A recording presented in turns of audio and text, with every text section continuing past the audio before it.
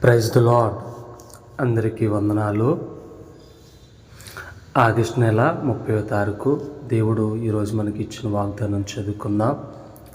యెహోవా కన్నులు ప్రతి స్థలం మీద నుండును, చెడ్డవారిని మంచివారిని అవి చూచుచుండును.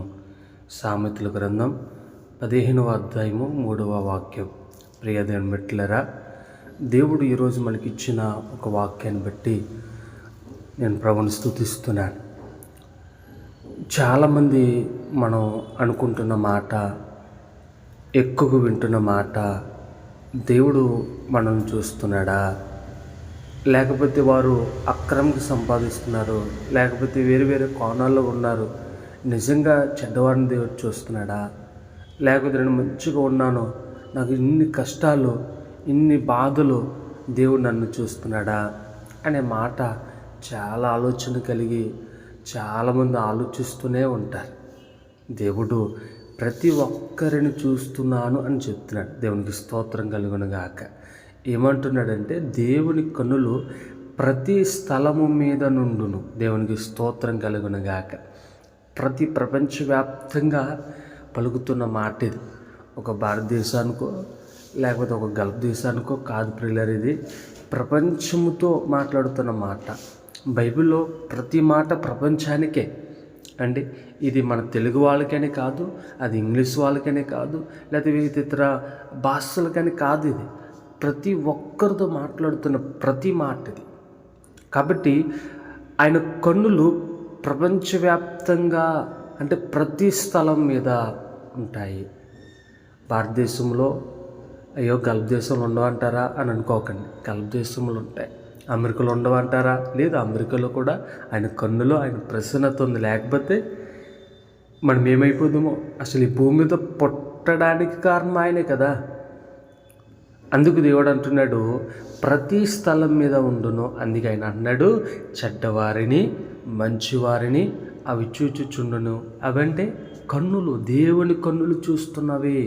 మంచివారిని చెడ్డవారిని.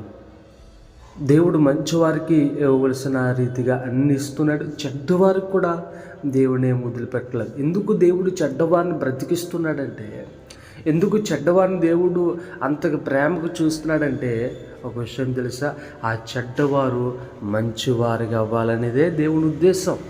మరొకటి లేదు ప్రియులారా. చెడ్డవారు మంచివారిగా అవ్వాలి. యేసుప్రభు లోకానికి రావడానికి కారణం కూడా అదే కదా. నశించిన దాన్ని వెదికి రక్షించడానికి మనుష్య కుమారుడు ఈ లోకానికి వచ్చారు. కాబట్టి ప్రియ దేవుని జనంగమా, దేవుడు ఈరోజు విలువైన మాటలతో మాట్లాడుతున్నాడు. ఏంటి? చెడ్డవారిని మంచివారిని దేవుని కన్నులు చూస్తున్నాయి. నీవు భక్తి చేస్తున్నావా? దేవునికి యథార్థంగా బ్రతుకుతున్నావా? దేవునికి స్తోత్రం. దేవుడు తప్పకుండా నేను చూస్తున్నాడు. దేవుడు తప్పకుండా నీ పరిస్థితుల్లో, నువ్వెక్కడున్నా, ఏ ప్రదేశంలో ఉన్నా చూస్తున్నాడు. నా అనుకున్న వారందరూ వదిలిపెట్టేస్తారా? నీ కుటుంబ సభ్యులు అవ్వచ్చు, తల్లిదండ్రులు అవ్వచ్చు, ఎవరైనప్పటికీ నువ్వు వదిలిపెట్టేస్తారా? చాలా బాధలు ఉన్నావా? నీ బాధను ఎవరికి చెప్పుకోవాలో అర్థం కాని పరిస్థితుల్లో ఉన్నావా? ఆయన అంటున్నాడు ఈరోజు ఈ ఉదయకాలం ముందు, ఆయన కన్నులు నువ్వు ఏ స్థలం మీద ఉన్నాయో చూస్తున్నాయి. నువ్వు ఎంత బాధపడుతున్నావో దేవుడు చూస్తున్నాడు. దేవునికి స్తోత్రం కలుగును గాక. ప్రియులారా, దేవుడు మహాకృప ఏంటంటే, ఆయన ప్రతి ఒక్కరిని చూస్తున్నాడు. ప్రతి ఒక్కరిని. ఎవరికి దేవుడు అంటాడు, తీర్పు దినం ఒకటి ఉంది. మంచివారికి చెడ్డవారికి ఒక తీర్పు ఉంటుంది. చెడ్డవారు నరకానికి వెళ్తారు, మంచివారు పరలోకానికి దేవుడు నడిపిస్తాడు. మనం మంచివారిగా ఉండాలనేది దేవుని ఉద్దేశం. చెడ్డవారికి ఉండాలని ఏమాత్రము కాదు పిల్లరా. చెడ్డవారిని మంచివారిగా దేవుడు నడిపించాలని చాలా ప్రయత్నాలు చేస్తుంటాడు. అందుకే అన్నాడు, నేను ప్రతి స్థలమును చూస్తున్నాను, ప్రతి స్థలం మీద ఉంటాయి నా కన్నులు అని ప్రభు చెప్తున్నాడు. ఇప్పటికైనా మించింది లేదు. ప్రభు కొరకు యథార్థంగా బ్రతికిదాం. దేవుని కోసం రోషం కలిగి బ్రతికిదాం. మంచి మార్గంలో ఉందాం. అటువంటి కృప దేవుడు మనందరి జీవితంలో అనుగ్రహించునుగాక. ఆమేన్. ప్రార్థన. పరిశుద్ధుడా, ఘనమైన దేవా, నీకు వందనాలు, స్తోత్రాలు.